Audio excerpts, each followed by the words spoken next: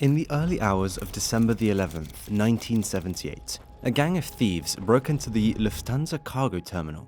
Within 64 minutes, the gang had collected $5.8 million in cash and nearly $1 million in jewels. At the time, this would be the largest heist in US history. Good evening. December 11th may go down as the day of the biggest robbery in our country's history, and it happened right here in New York. Somewhere between $3 and $5 million in cash and valuables was taken from the Lufthansa cargo terminal out at Kennedy Airport. This event would keep law enforcement awake for decades to come.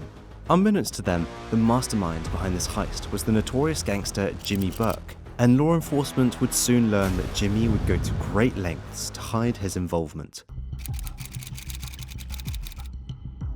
At 3 a.m. on December 11th, a van arrived at the building of German airline Lufthansa at John F. Kennedy International Airport in New York City.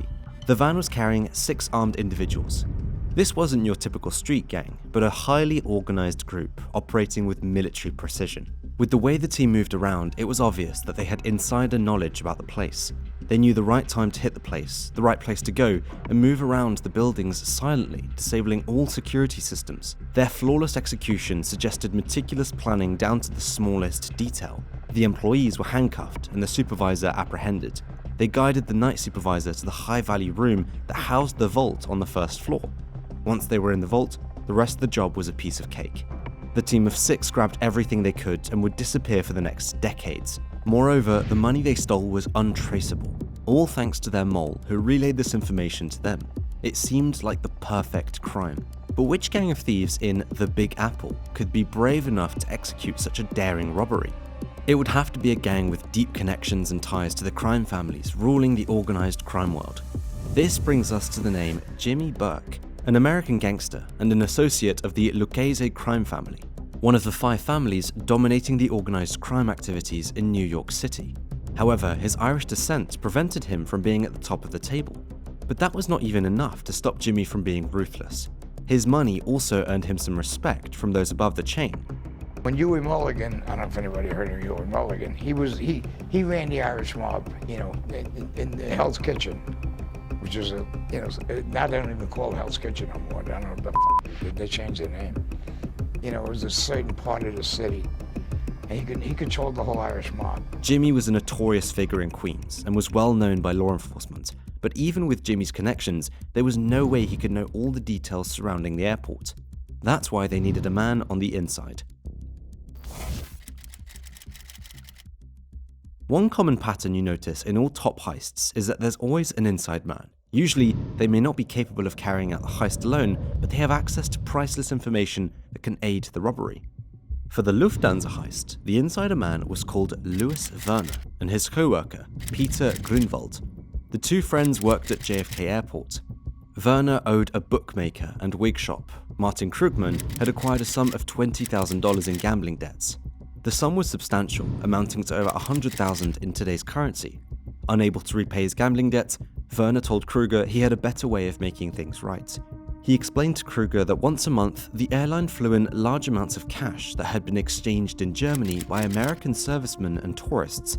That cash often stayed in the vault at the cargo building until the following day, when it was picked up to be deposited into banks. He suggested to the bookmaker that stealing millions of dollars in cash from the vault was very possible if Kruger could scout around for men who would carry out the heist.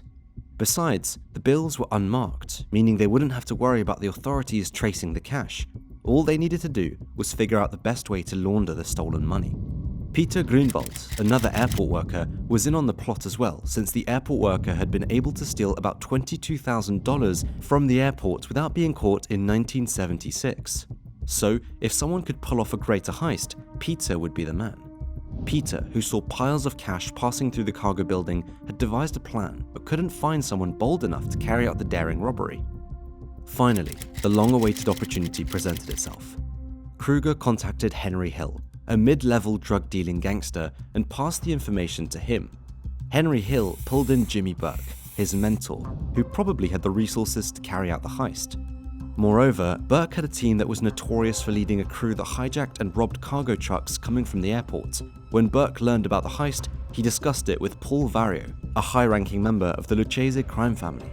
Vario at the time just lost a cocaine shipment to the authorities and was short of cash, so he gave Burke the green light. Burke set up a team of hijackers, killers, thieves, and loan sharks to pull off the heist as they studied the cargo warehouse floor plans and inside information. Burke selected Tommy DeSimone, Angelo Sepe, Luis Cafora, Joe Manri, Paolo Licastri, and Robert McMahon to carry out the robbery. The team also included his son, Frank, who would drive one of the backup vehicles, while a man called Parnell Stacks Edwards was tasked with disposing of the van after the operation. Depending on the role of each member in the robbery, each participant would receive cuts from between $10,000 to $50,000. However, they made these estimated amounts based on the expected haul, which was only $2 million, and as it turned out, the actual take was $5.875 million. Werner, the airport worker, would take 10%. With the team in place, they were ready to initiate their plan.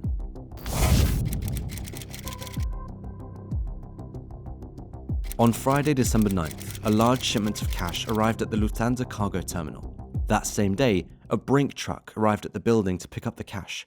But the Brink's driver had to leave to attend other business when they were informed that the foreman they were meant to meet was busy.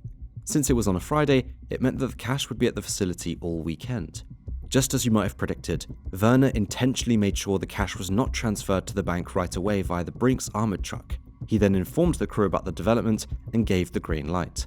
At around 3 a.m. on December 11th, 6 men in ski masks arrived at the Lufthansa cargo warehouse in a black Ford Econoline 150 van. Once they were inside, the team packed the employees into the lunchroom, holding them at gunpoint. After cuffing all 10 employees who were on the night shift that night, they forced the supervisor to disable all security alarms so they could open the double-door storage vault without triggering an alarm. Their inside man already told them how to operate the vault. Once they got inside the vault, they grabbed all the cash and jewels they could find and loaded them into their vans. Interestingly, the cash and jewel they met in the vaults was significantly higher than what the gangs and thieves anticipated. The whole event happened in just 64 minutes, and by 4:21 a.m, they zoomed off the scene. However, they had instructed the employees before leaving to not call the police until 4:30. The team drove down to a car shop in Brooklyn where they loaded the loot into more cars. With the heist accomplished, the event would soon take a darker turn. Just like that, over $5 million in cash and precious gems worth $1 million vanished without a trace. The news about the heist spread rapidly. The New York Police Department and the FBI quickly mobilized, hoping to uncover the culprits behind what had become the largest robbery in US history.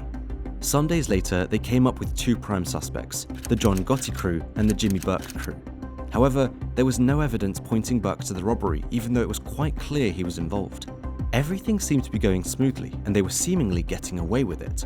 But one of the crew members forgot a critical task which may come back to haunt them. Parnell Edwards, the van driver who was tasked with getting rid of the van in a junkyard, was lost in euphoria, and some late-night drinking prevented him from carrying out his last duty. To make matters worse, Edwards parked the car illegally on the street in Brooklyn, which caught the cops' attention.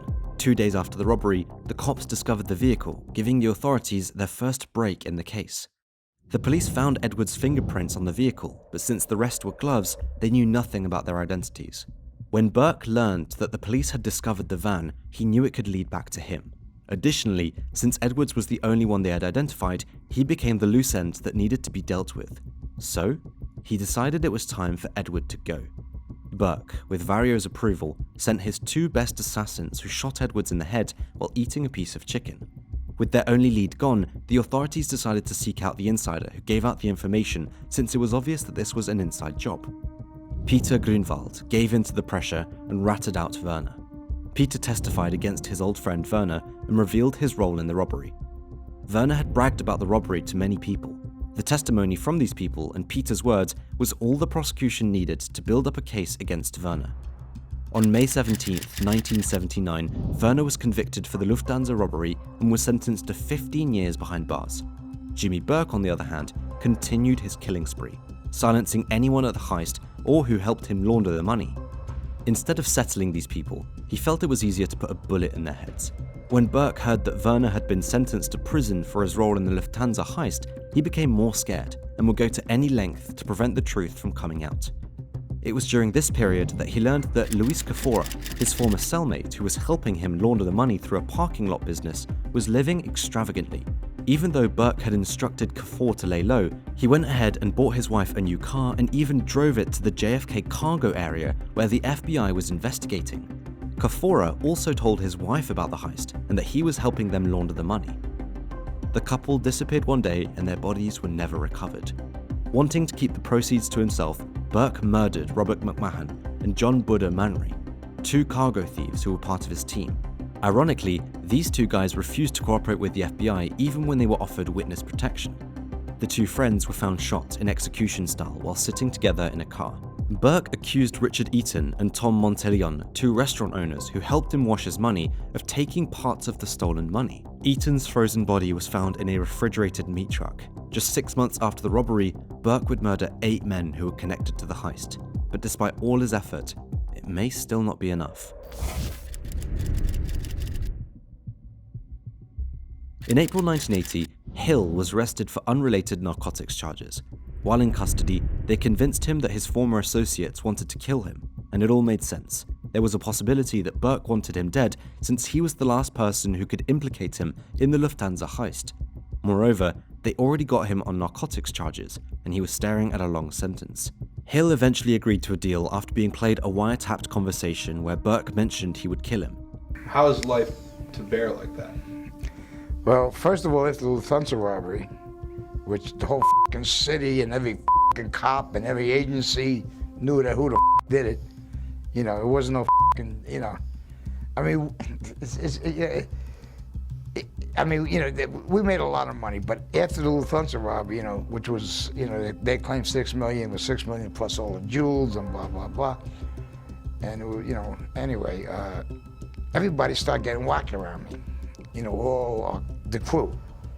I mean, one guy took Stacks, Marty, you know, and they all kept falling. He agreed to work as an informant for the authorities and entered witness protection with his family. The FBI asked Hill to reveal every crime he had been involved with, even those that were not related to the Lufthansa heist. It was either he revealed everything or the witness protection offer was off the table. Consider this, the FBI would not let someone like Hill walk away not sentenced, considering all he's been involved with for just scraps of information about the heist. Hill exposed numerous crimes involving mob affiliates, even implicating his mentor, Jimmy Burke. With an extensive history in the mob, Hill possessed intricate knowledge of their operations, supporting each testimony with concrete evidence. Although he was not able to help the authorities pin the Lufthansa heist on Burke, his testimony would help convict Burke of other crimes. In 1982, Burke was convicted for his role in the 1978-79 Boston basketball point shaving scandal.